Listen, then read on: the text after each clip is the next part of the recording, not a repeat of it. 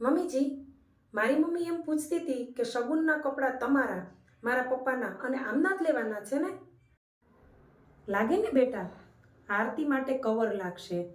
કાકા, મામા, ફુવા, ફઈ ક્યાં વધારે છે બેટા? સગાવાલાનો અમારો ભરોપૂરો પરિવાર છે તો બધાને દેવું પડે ને. અરે પણ ક્યાં વધારે કહું છું બેટા, જેને દેવું પડતું હોય એનું તો કહેવું જ પડે ને.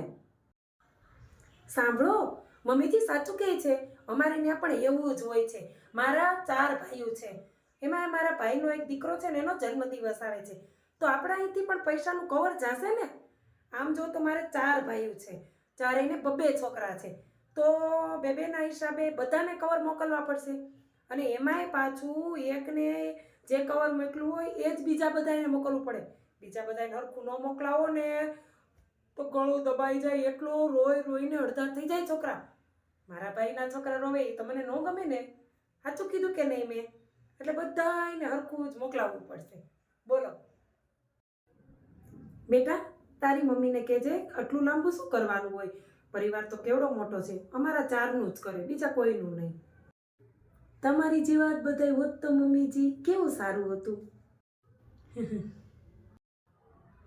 કવર તો તૈયાર જ પડ્યા છે ને મમ્મીજી. હવે હે ના કવર બહુ.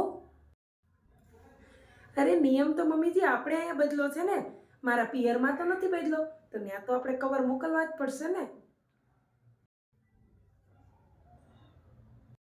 પછી તો હું બધાને કહી દઈશ ને મારા પિયરમાં મમ્મીજી કે તમે કેટલા મહાન છો, તમારા વિચાર કેટલા સારા છે, પણ અત્યારે તો આપણે બધાને કવર દેવા પડે ને, નહીં તો બધા વાતું કરે. મમ્મીજી તમે કેટલા મહાન છો, તમે તો મને બહુ ગમો છો.